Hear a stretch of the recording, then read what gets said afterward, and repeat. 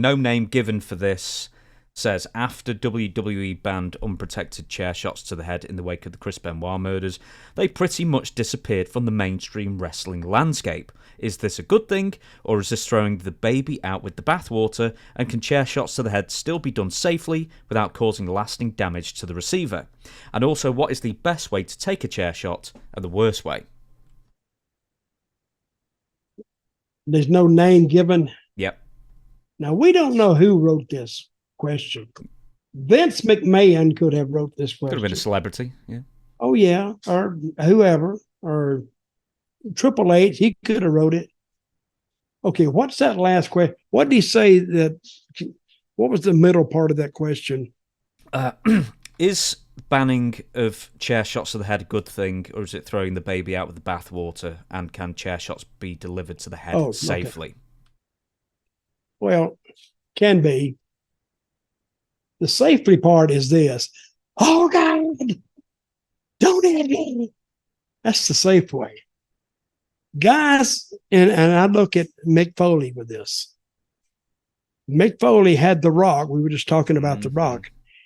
He had him blast him with his hands behind his head, handcuffed, hands behind his back. And he was handcuffed. And then he had his little daughter or son watching it. And I'm thinking, why would you do that? I mean, they're thinking it's real. You're crying. The guy's hitting you.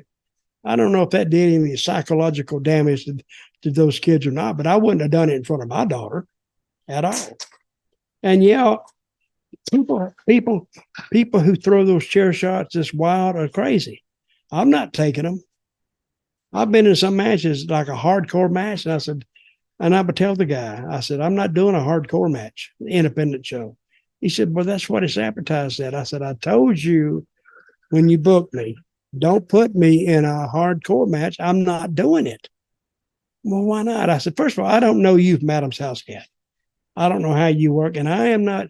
See, when you're in a ring with a guy and he picks up a chair, you're expecting him not to take your head off. But what if you don't know him? And what if he just all of a sudden he had all of a sudden he just wants to, just really look tough in front of his friends and he just rips your head off. Well, that may be good for his image. It's not good for your head. You're only going to take so many shots on that head before it begins to tell on you. How many weapon shots have you taken to the head over your career where you didn't put your hands up or didn't get them up in time or something like that? Well, I put my hands up several times and still it came through. The hardest I've ever been hit was by Tommy Dreamer.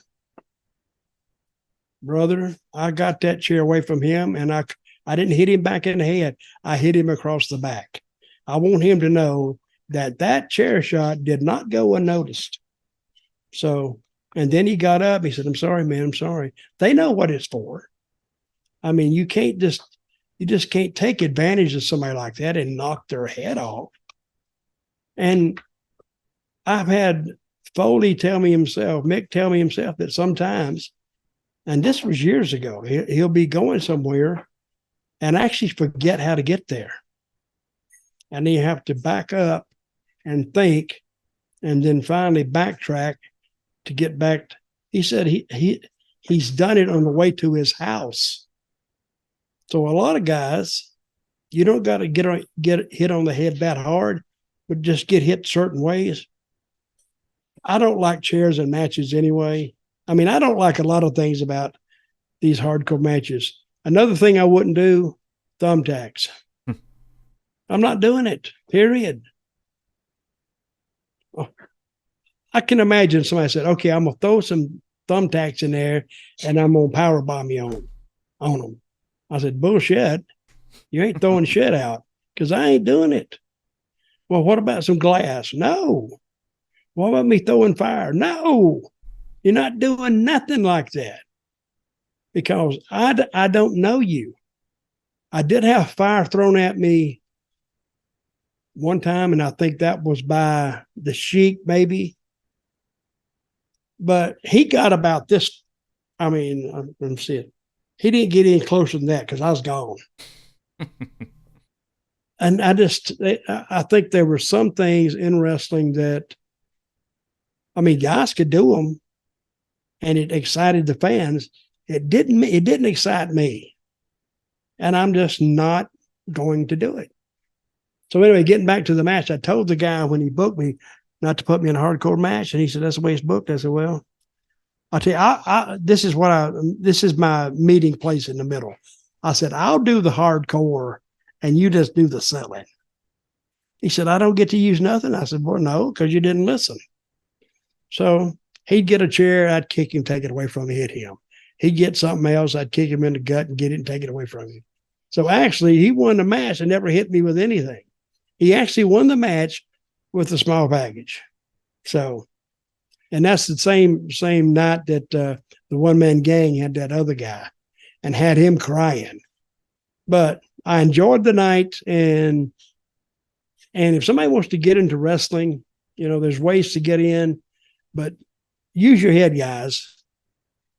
I mean, don't climb up on some pole and jump off on some table, because if you want to get hurt, just try that stuff, because it's a damn wonder I'm still walking today. I don't walk good anyway.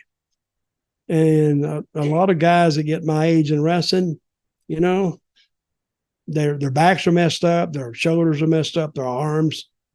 And some of them are messed up because they didn't even do that hardcore of a style. It's just taking those bumps over and over and over and over. So it's a tough business. It really is.